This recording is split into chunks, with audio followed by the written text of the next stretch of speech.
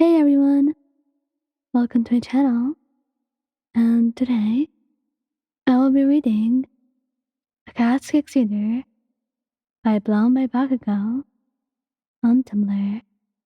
So let's get into it. She shivers a little, pulling the covers tighter against herself, trying to fall asleep. The cold was unbearable for some reason. Lion swears. It was not supposed to be this cold in the room. A few more degrees lower, and she would probably be able to even see her breath. It was unbearable, especially when you need to sleep. She had to be warm enough for that, not freezing under her blanket. The other person in the room sits on the other side of the bed comfortably, scrolling through his phone. Bakugou holds a smile of smirks on his face as he sits against the bedroom idly, passing his time. The cold did not bother him at all. His body was regulated to be naturally warmer because of how his quirk was. And right now, you were extremely jealous, wishing you had a quirk like his, just to keep you warm in winter. Lion huffs, her back facing him.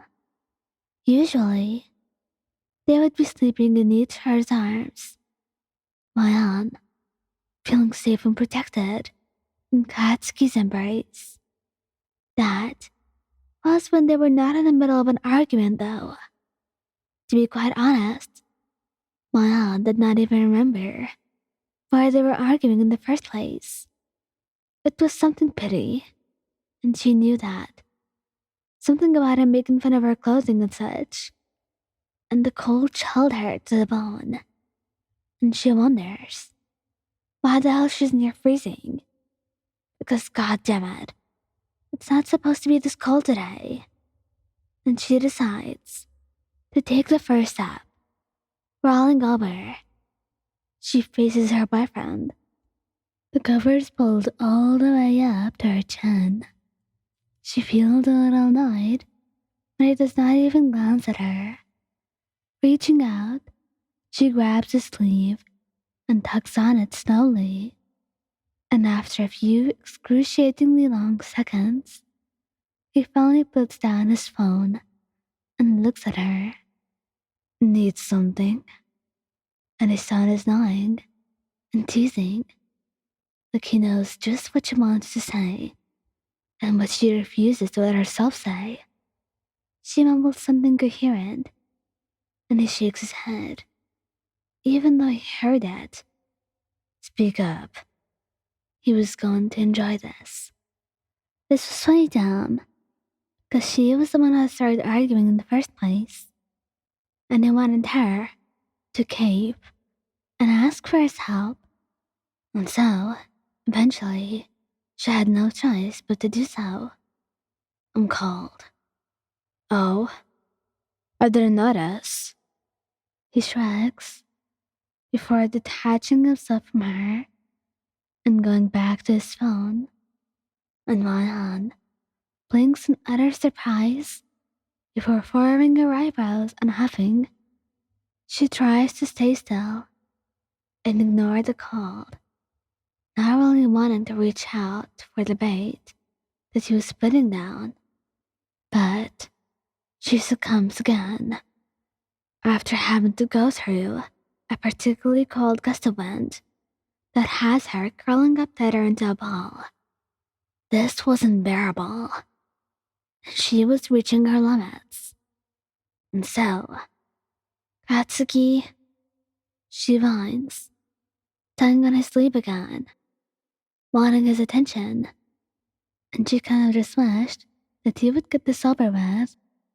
But no, he was a tease and a menace to society. So of course he wouldn't. What the hell's wrong with you? It's cold, I said. Get a blanket. He deadpans, raising an eyebrow. But I don't want one. She mumbles, her voice trailing off into a murmur. She was sleepy and tired, And after all of that arguing, she hated to admit that she still needed her boyfriend's cuddles to sleep. But then, of course, Katsuki was not going to let her have it.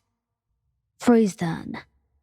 And with that, Mayan finds herself holding back yet another frustrated whine. He was so difficult to deal with, like a child.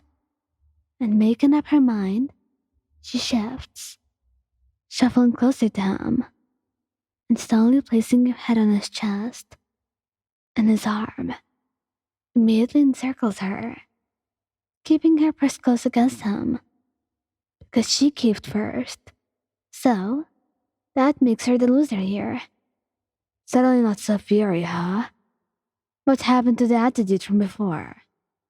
Oh, shut up, she says, closing her eyes and soaking in the warmth of Katsuki's body.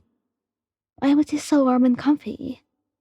Her relief is short-lived, however, as she feels him shift underneath her and stand, while falling onto the mattress with a thump.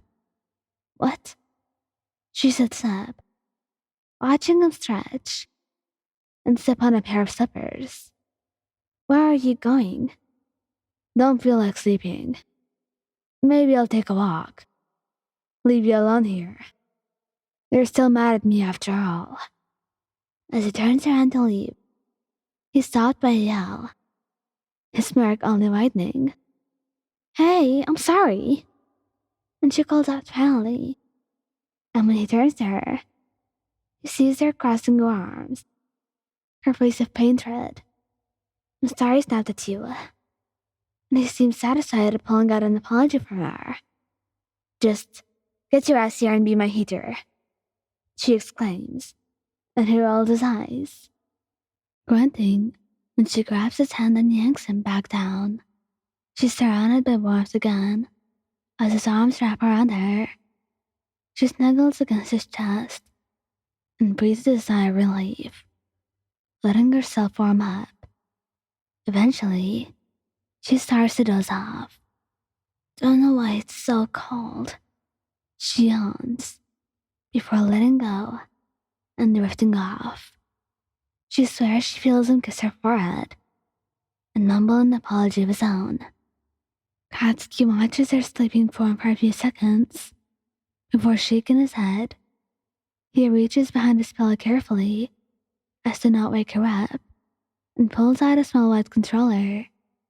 He sets the thermostat back to normal and puts the remote aside, sighing and closing his own eyes.